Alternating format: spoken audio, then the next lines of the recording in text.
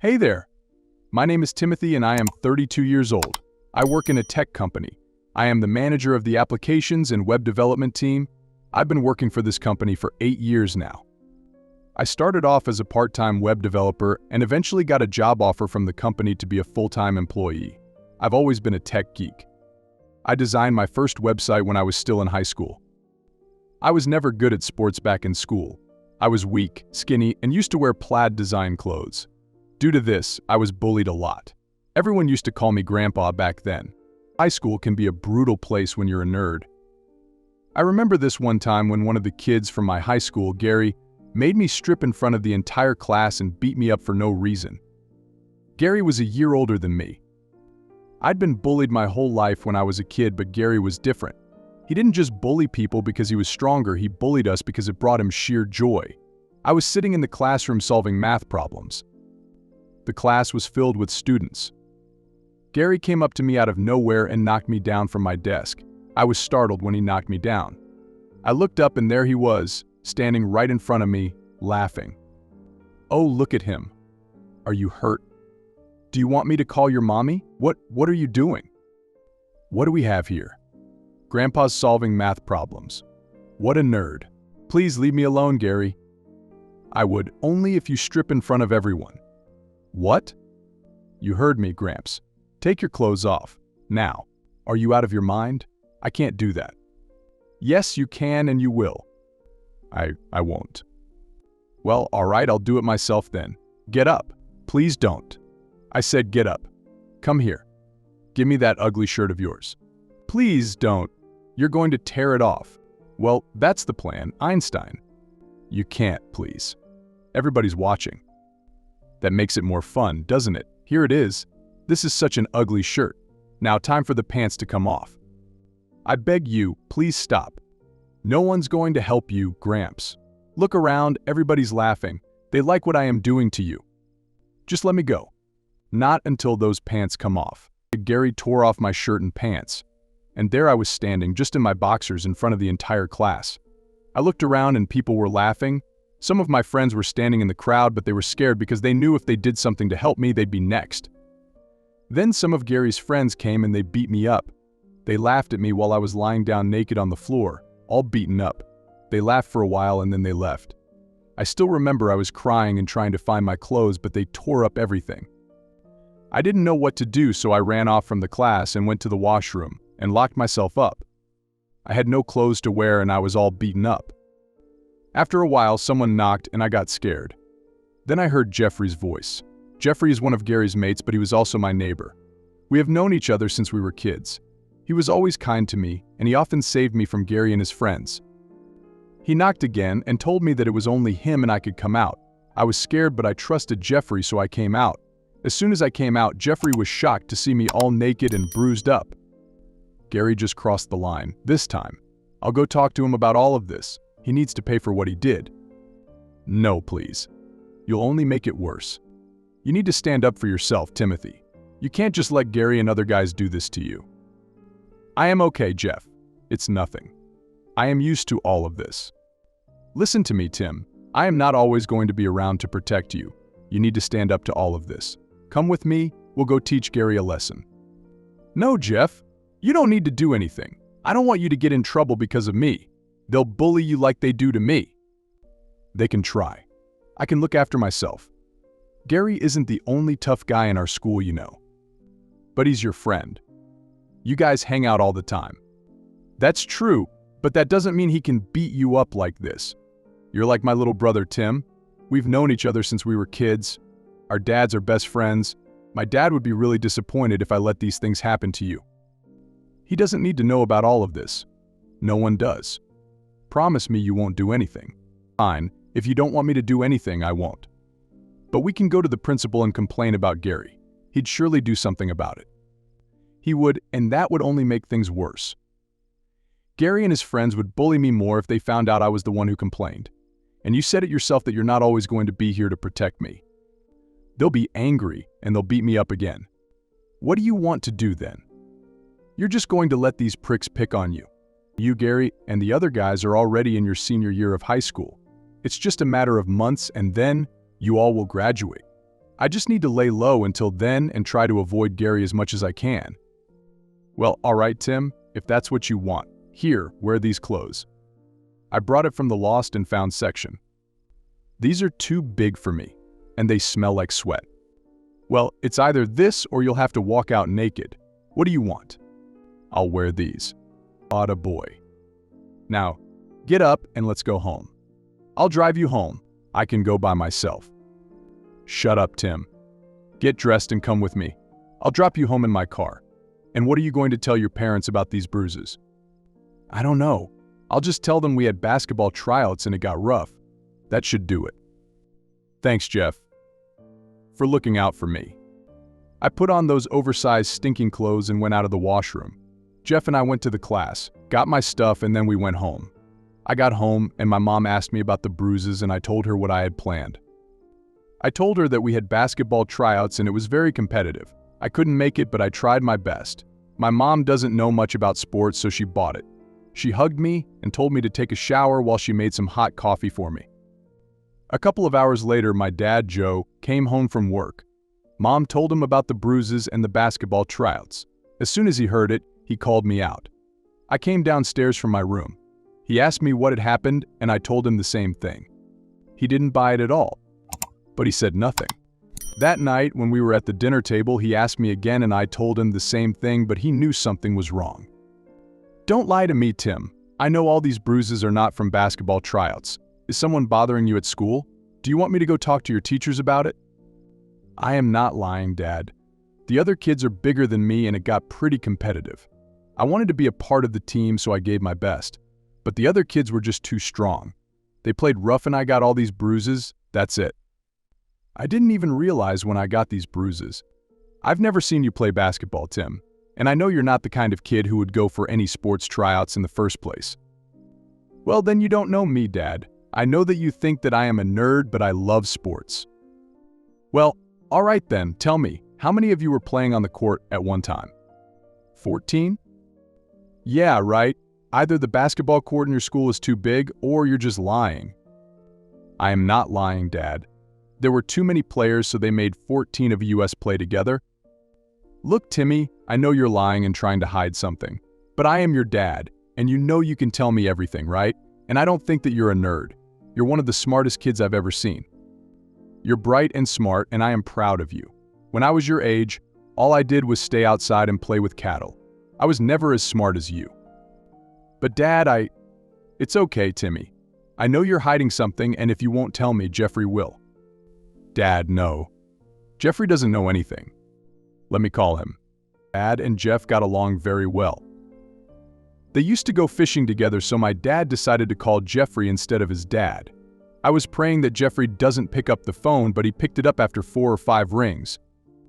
Dad asked Jeffrey about the bruises and Jeff told him the same thing I did. He told Dad that there were basketball tryouts and it got a tad bit competitive. My dad stood up and walked out of the home while talking to Jeff. I guess he didn't buy anything Jeff and I told him. He went out and came back after half an hour. He didn't say anything. I finished my dinner and went up to my room. I had no idea what Jeff had told my dad, but when he came back, he seemed upset. The next day, I went to school and nothing happened. And strangely, Gary stopped bullying me. He never bullied me ever again till he graduated.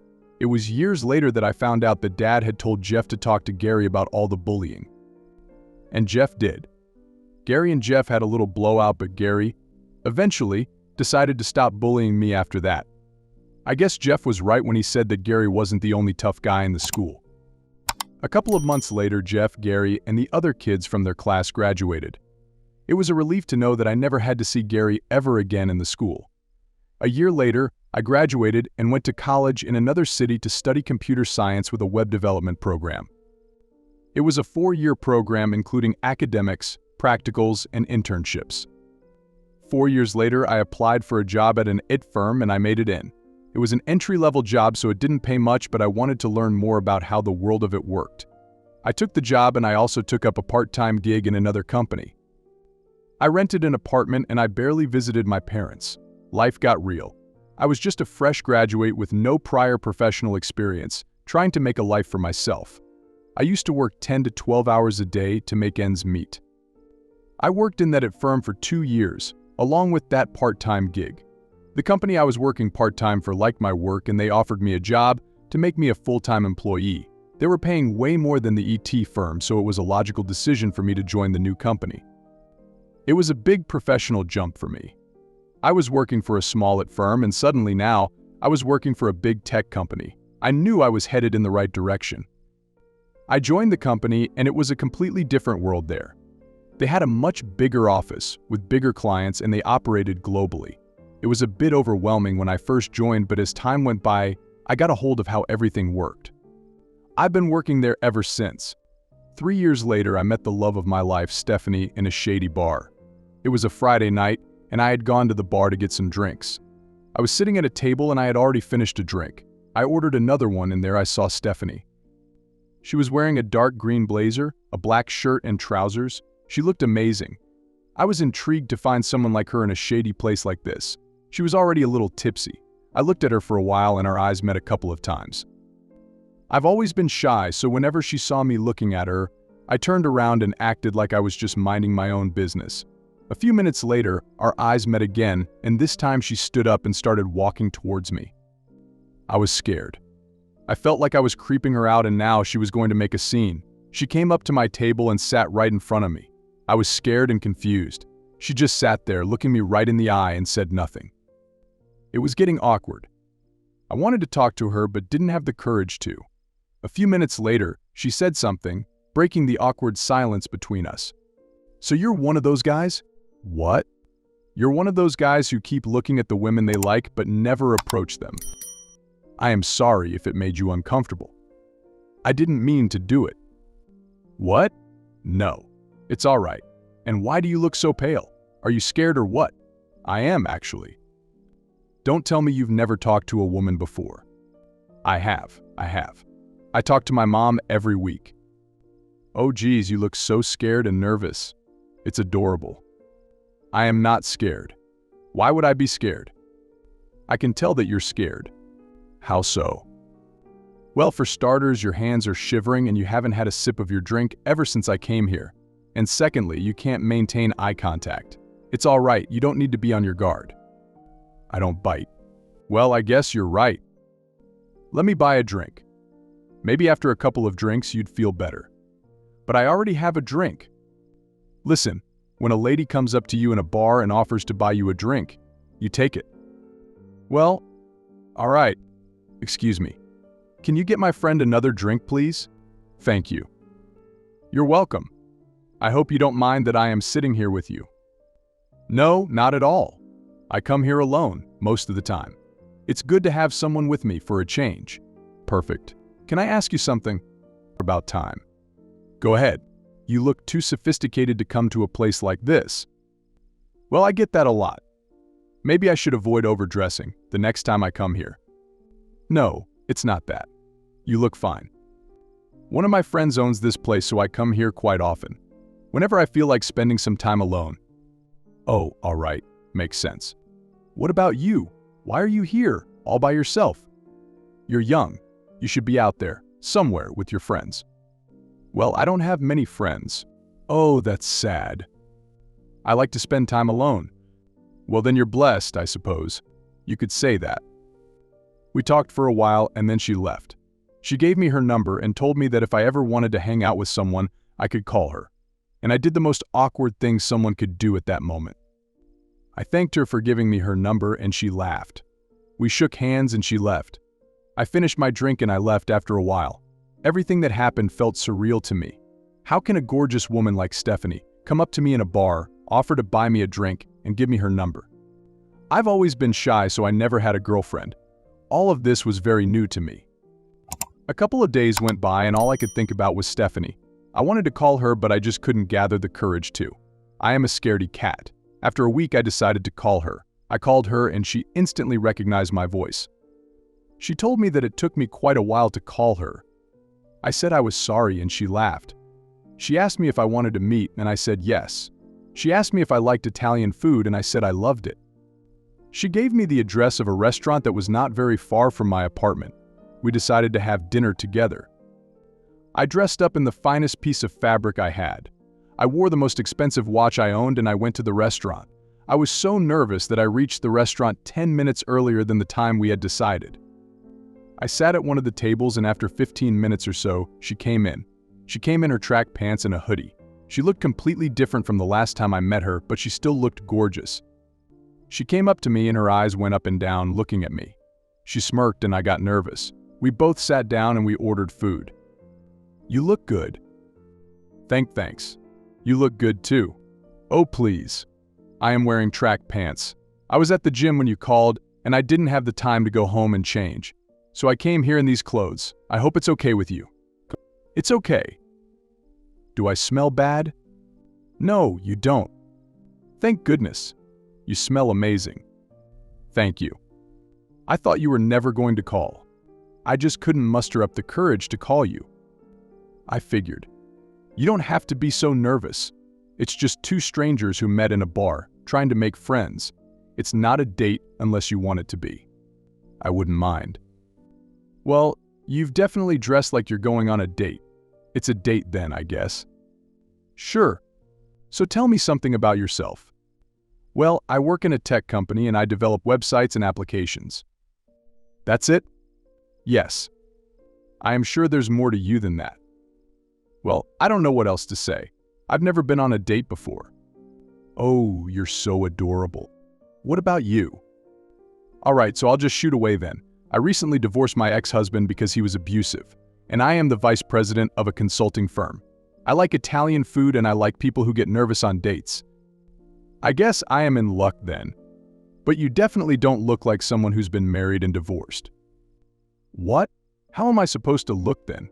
Should I look depressed and helpless? Or do I look older?" "No, that's not what I meant. Chill, Timothy. I am just playing with you. I married young and my ex-husband didn't want a woman who worked. He wanted me to stay at home, and that was unacceptable for me. I can't just throw away everything that I've worked so hard for. We used to have a lot of fights and he became abusive, so I decided to end our marriage. Yeah, that's pretty much it." "I am sorry to hear that." "It's all right. I've been happier ever since I left that man." "Oh, that's good." "You know what? I really like you. You're not like other guys who constantly try to charm a woman. You're honest and I love that about you. And your nose wiggles when you get nervous, it's cute." "I like you too, Stephanie." We sat in the restaurant and talked for hours. It was my first date and it was amazing. Stephanie could sense that I was nervous and she tried her best to make me feel comfortable. She cracked jokes and I laughed. After a while, I dropped my guard and we talked to each other like we had known each other for a very long time. I told her about myself, my family, and my job, and she told me everything about her. I had never felt so comfortable with anyone. We had our food, and then we went to get some ice cream. We walked to the ice cream parlor, and it was amazing. The streets looked so lively, the sky was clear and full of stars, and we talked our hearts out. After we had ice cream, we walked back to the restaurant's parking lot. Before she got in her car and drove away, she gave me a hug and told me that she had not felt this comfortable with anyone in such a long time. She told me that she had a great time with me. I told her I felt the same. We both went home. We dated for around 4 months and we decided to make it official. I proposed to her and she said yes. 2 months after the engagement, we got married. It was the best decision of my life. Stephanie changed my life completely for good. She brought in a whole new perspective. I was always very reserved and shy, but she made me realize that I should not keep myself from doing what I want. We went on hikes, we went to amusement parks, we went to beaches, and everything felt amazing. It felt like I was experiencing a completely different side of the world. One day, I got a call from Jeffrey, inviting me and Stephanie to his wedding. I didn't have a lot of friends and Jeff was more like a brother to me. Plus, he was getting married in our hometown, so I had to go. I told Stephanie about it, and she was excited to go to the wedding and meet my parents again. Stephanie and my parents get along very well. Sometimes I feel like my parents love Stephanie more than me, and I always feel blessed that I have a wife who loves my parents and my parents love her. The wedding was in 2 weeks. We went to my hometown a little earlier than the wedding day. I wanted to catch up with some friends, and this was the first time Stephanie was coming to my city, so I wanted to show her around. I wanted to show her all the places I used to visit when I was a kid. Me and Stephanie, along with my parents, went on our little escapade for 3 days, just exploring the city and having a good time. I met some of my old friends and I introduced them to Stephanie. We also met Jeffrey and the bride in these 3 days. We had a pretty good time. After 3 days, at the wedding, I was just chilling out with some of my old friends and Stephanie was with the bride. Suddenly, out of nowhere, someone puts a hand on my shoulder. I turned around and it was Gary. I was stunned to see him. Seeing him again after such a long time brought back all the bad memories of my high school. He looked at me and he had a crooked smile on his face. Well, if it isn't the Gramps, you're all grown up. Gary, I didn't know you were coming. Well, I am sure you'd hope that I don't come. No, nothing like that. It's good to see you again after such a long time. I wish I could say the same. You still look like a nerd, little Timmy. I don't know what to say. Where's your wife? Are you even married yet? I am pretty sure you're not. Actually, how could you be married? With a face like that, I bet you're still lonely. You haven't changed a bit. You're still the same old loser nerd that you used to be. Remember the time when my friends and I stripped you naked in front of the entire class? It was so much fun. It wasn't fun for me. You're lucky Jeff is your friend. He told me to not bully you ever again, so I let you go. You should thank him for saving you. Jeffrey said that to you? He did. I loved bullying you. You're just so ugly and stupid. Sweetheart, I am back. Stephanie? Oh hey Gary, I didn't expect to see you here. I never knew you were friends with Jeffrey. We went to the same high school. Oh, small world. Then you must also know my husband Timothy. Your husband? Yes. Wait, you both know each other? Yes. Gary is an employee of my company. She is the vice president of the company I work in. So Timothy and you are married? Happily married. I am so glad I married such a good man. Gary was shocked to hear this. He never expected that I'd marry the vice president of the company he works in. His face went pale. After a while, Stephanie left us and went to talk to my parents, and it was just me and Gary now. I could see that Gary was still trying to process what he had just seen. After a while, Gary snapped back to reality, held my hand with both of his hands, and started apologizing. I pulled back my hand and asked him if he still wanted to bully me. He told me he was sorry for everything he did. Looking at him begging for my forgiveness felt so delightful. I was watching the man who bullied me in high school, standing right in front of me and apologizing to me. I could see the fear in his eyes. After a while, Jeff came up to us and asked if everything was all right. I told him that Gary was finally going to pay for everything he did to me in high school. I told him that I went through hell because of Gary back in high school, and now I'll make sure that I rain down hell on him. As soon as Gary heard me saying this, he got more scared. I guess he could see the rage in my eyes. He had teary eyes and he almost cried. And then I left. After the wedding, Jeff came up to me and told me how scared Gary was. He thought that he was going to lose his job. I told Jeff that I was just bluffing. I would never tell Stephanie about what Gary did to me. I also told him that I enjoyed seeing Gary beg for my forgiveness. Jeff told me that Gary broke down and begged Jeff to talk to me. Jeff also told me that he enjoyed watching Gary be so scared of me. The wrongs he did in high school had finally come around to bite him back. When I heard that a mean guy like Gary, who bullied me, was so scared of me that he was crying, it felt like someone had finally put some ice on my unhealed wounds after a long time. It's been over 2 years since Jeffrey's wedding. I am often called to corporate parties and events organized by Stephanie's company, and I meet Gary there. He doesn't dare look me in the eye. Whenever I go up to talk to him, he talks to me with his head down. It's lovely to see how the tables have turned. And to top it off, since I am Stephanie's husband and a guest in the company, Gary has to treat me with the utmost respect and address me by calling me sir. It feels good to see your bully treat you with respect. I always look forward to these events so I can meet Gary again and see the regret on his face. I guess Gary never imagined that someday, a nerd from his high school would end up becoming one of his biggest fears. I guess it's true when Jeff said, Gary wasn't the only tough guy in the school.